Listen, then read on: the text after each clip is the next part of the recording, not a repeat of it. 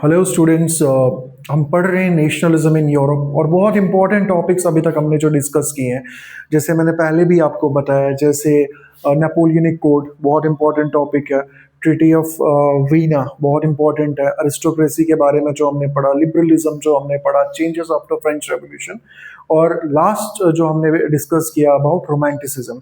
तो ये वाले टॉपिक्स की आप एक लिस्ट तैयार कर लो, क्योंकि ये तो आपके एग्जाम में आने ही आने हैं। तो एक लिस्ट तैयार करो और कोशिश करो कि एग्जाम में जब भी हम आंसर लिखें तो उसका प्रेजेंटेशन बेस्ट होना चाहिए, क्योंकि जो एक्सपर्ट होंगे उन्होंने हमारा इंटरव्यू तुम्हारा तो लेना नहीं है कि आपको कितना आता है। तो आप जितना बेहतर से बेहतर रिप्रेजेंट करोगे, उतना जो है वो एक्सपर्ट इंप्रेस होंगे, और उनको इंप्रेस करने के लिए आपने हमेशा आंसर को प्रेफरेंस देनी है। जैसे मैं भी, हम हर आंसर जो है आपको पॉइंट्स में मैं मतलब लिखता हूँ, तो पॉइंट्स में लिखना और इंपॉर्टेंट पॉइंट्स को हमेशा अंडरलाइन करना है, क्योंकि जो भी उसको एक्सपर्ट को चाहिए उस आंसर में उसको डायरेक्टली मिलेगा तो वो इरिटेट नहीं होगा।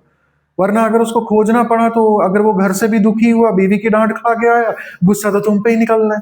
तो भाई साहब, ये अब आप तक है, ठीक है। जितना सिंप्लीफाई करो उतना बेहतर है, जितना उनको कम इरिटेट करो उतना तुम्हारे लिए बेहतर है। खैर, आज हम क्या देखने वाले हैं? Hunger, hardship and popular revolt, जो आज का हमारा टॉपिक रहने वाला, इंपॉर्टेंट है एग्जामिनेशन पर्सपेक्टिव से। तो इसमें हमने क्या देखना है? जो पहला पॉइंट है, ऐसे ही आपने भी एग्जाम में पॉइंट्स लिखने हैं, ठीक है। वरना अगर वो घर से दुखी हुआ तो एट द एंड तुम लोगों ने दुखी हो जाना है, ठीक है। पहला पॉइंट क्या है कि 1830s में यूरोप में क्या हो रहा है? मेन चीज हमने क्या देखना है? पॉपुलेशन एक्सप्लोजन हो रहा है, ठीक है। पॉपुलेशन एक्सप्लोजन हो रहा है, जिसकी वजह से यहां पे क्या हुआ? इकोनॉमिक हार्डशिप्स का सामना करना पड़ा लोगों को। कब? जो first half of the 19th century था, क्योंकि पॉपुलेशन एक्सप्लोजन तो होता गया, ठीक है, लेकिन भाई साहब हमारा इकोनॉमिक प्रोडक्शन भी तो उतना इंक्रीज होना चाहिए। जैसे मान लो आपके घर में आज 5 हैं, तो 10 साल के बाद वहां 5 से 10 हो गए, लेकिन तुम्हारे घर में जो प्रोडक्शन है, जो इनकम है, वो वही है 50,000। तो उसका देखो ना, फिर पर कैपिटा इनकम आपका कितना डिक्रीज हो जाएगा, ठीक है। जहां आप शॉपिंग के लिए एक समय पे 20,000 यूज करते थे, अब आपको 5,000 भी नहीं बचेंगे। तो यूरोप में भी तो पॉपुलेशन एक्सप्लोजन हुआ, प्रोडक्शन स्टैग्नेंट है, तो उससे क्या होगा? इकोनॉमिक हार्डशिप तो वहां के लोगों को भी उसका सामना करना पड़ेगा कि नहीं? तो ये दिक्कत आ रही थी भाई साहब यूरोप में। उस समय क्या हो गया? यानी सीकर्स ऑफ जॉब जो थे वो ज्यादा थे, यानी एम्प्लॉयमेंट अपॉर्चुनिटीज कम थी, लेकिन जिनको जॉब चाहिए, यानी सीकर्स ऑफ द जॉब, वो उनकी आबादी बढ़ती जा रही थी। उसी तरह लोगों ने क्या स्टार्ट किया? जो रूरल एरियाज से अर्बन एरियाज की तरफ माइग्रेट करना शुरू हो गए। इससे क्या हो गया? जो अर्बन एरियाज थे वो और ज्यादा ओवर पॉपुलेटेड हो गए, और वहां पे स्लम्स जो है पूरी सिटीज में डेवलप होने लगे, क्योंकि हाउसिंग प्रॉब्लम तो चल ही रही थी। तो इससे क्या होने लगा? स्लम डेवलपमेंट्स होने लगे। तो यहां पे जो छोटी मोटी इंडस्ट्रीज थी, स्मॉल प्रोड्यूसर्स थे, उन बेचारों को भी दिक्कत का सामना करना पड़ा। क्या दिक्कत हो गई? कि उनका स्टिफ कंपटीशन, यानी उनका बहुत खतरनाक कंपटीशन था। किनके साथ?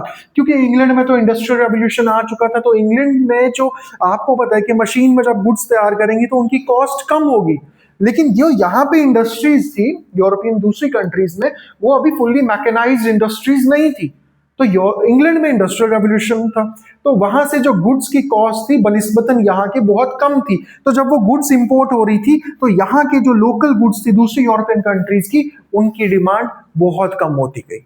तो जब डिमांड कम हो जाएगी तो ऑटोमेटिकली वो कोलैप्स कर जाएंगे। तभी तो यहाँ पे प्रॉब्लम क्या है? हंगर और हार्डशिप। समझ लो, हंगर एंड हार्डशिप तभी था क्योंकि इनका एक तो अनएम्प्लॉयमेंट बहुत ज्यादा है, फूड सिक्योरिटी नहीं है। अब फूड सिक्योरिटी से मतलब कि आपने 9th में भी पढ़ा होगा, फूड सिक्योरिटी यानी जब अवेलेबिलिटी नहीं है हमारे पास फूड ग्रेन की, जब अफोर्डेबिलिटी नहीं है हमारे पास, तो फूड सिक्योरिटी थी नहीं। तो वहां पे फूड सिक्योरिटी थी ही नहीं, ना फूड सिक्योरिटी थी, और अनएम्प्लॉयमेंट रेट भी बहुत हाई था। इसकी वजह से यहाँ पे हंगर और हार्डशिप का सामना करना पड़ा। अब बात आती है पॉपुलर रिवॉल्ट की, ठीक है। फिर हम पहुंचते हैं फ्रांस में, क्योंकि आज आके हम पहुंचते कहां है? फ्रांस में। ऐसे ही थोड़ी ड्यूक मैटरिंच ने कहा था कि when France sneezes and rest of Europe catches cold, कोई तो वजह होगी। वहां पे तो वैसे भी चलती रहती है बॉर्बन डायनेस्टी के साथ लुका छुपी, ठीक है। अब 1848 में क्या होता है कि 1848 में यहां पे फ्रांस में फिर से रिवॉल्ट हो गया। अब यहां पे रिवॉल्ट होने की वजह क्या थी? इस बार फूड शॉर्टेज था और बहुत ज्यादा अनएम्प्लॉयमेंट था, और इसकी वजह से इसी वजह से लोग सड़कों पे निकल आए, और जो वहां पे हमने क्या देखा लास्ट टाइम, कॉन्स्टिट्यूशनल मोनार्की जब स्टैब्लिश हुई, लुइस फिलिप जो हेड रहा था उसको भी वहां से भगा दिया कि भाई खत्म ही कर दो अब मोनार्की को, उसका नामो निशान ही मिटा दो। ठीक है, और जब ये खत्म हो गया कॉन्स्टिट्यूशनल मोनार्की, तो यहां पे क्या, नेशनल असेंबली जब इन्होंने कन्वीन की, कंडक्ट की, उसमें इन्होंने क्या कहा कि भाई साहब अब हमने क्या देना है, right to vote to all the adult males. लेकिन फीमेल की अभी भी बात नहीं, कि विमेन को अभी भी राइट टू वोट की कोई बात हुई नहीं। यहाँ पे जो मैन है अबो 21 years, irrespective of the property, चाहे कोई टैक्स दे रहा है चाहे कोई टैक्स नहीं दे रहा है, उसके बाद मतलब वो मैटर नहीं करता, आपको राइट टू वोट आपके पास है। कितना, आपकी एज कितनी होनी चाहिए, 21 ईयर्स। उसके बाद गारंटीड राइट टू वर्क, सबको क्या दिया गया, गारंटी किस चीज का, राइट टू वर्क, कि सबको काम मिलेगा। इवन के वर्कशॉप्स एस्टैब्लिश की गई एम्प्लॉयमेंट अपॉर्चुनिटीज क्रिएट करने के लिए, लोगों को एम्प्लॉयमेंट प्रोवाइड करने के लिए। तो ये था हमारा हंगर हार्डशिप। क्यों थी, पता चला।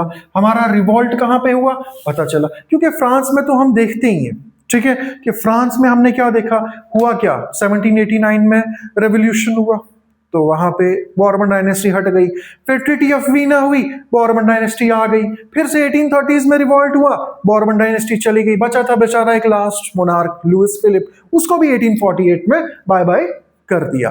तो कोई भी डाउट हो, कुछ भी प्रॉब्लम हो, आप कमेंट में भी बोल सकते हो। और हमारा जो इंस्टीट्यूट है वो लोकेटेड है बठिंडी मोड़ पे, जहां आप कभी भी आ सकते हो। हमारी फैकल्टी हमेशा आपके डाउट्स के लिए यहाँ पे हाजिर है। फ्री डेमो क्लासेस आपको मिलेंगी। आप हमारा यूट्यूब चैनल, फेसबुक पे भी हमें फॉलो करें, इंस्टाग्राम चैनल पे भी फॉलो करें, और आपके लिए जो टेलीग्राम हमारा जो है, मैंने आपको पहले भी बताया कि डिस्क्रिप्शन में लिंक दिया हुआ है, आप उसको वहां पे भी ज्वाइन कर सकते हो। वहां पे भी आपको पीडीएफ्स मिलेंगी, और जो डिसएडवांटेज स्टूडेंट्स हैं, जो अंडर प्रिविलेज्ड है, उनके लिए भी हम 40% जो है डिस्काउंट दे रहे हैं।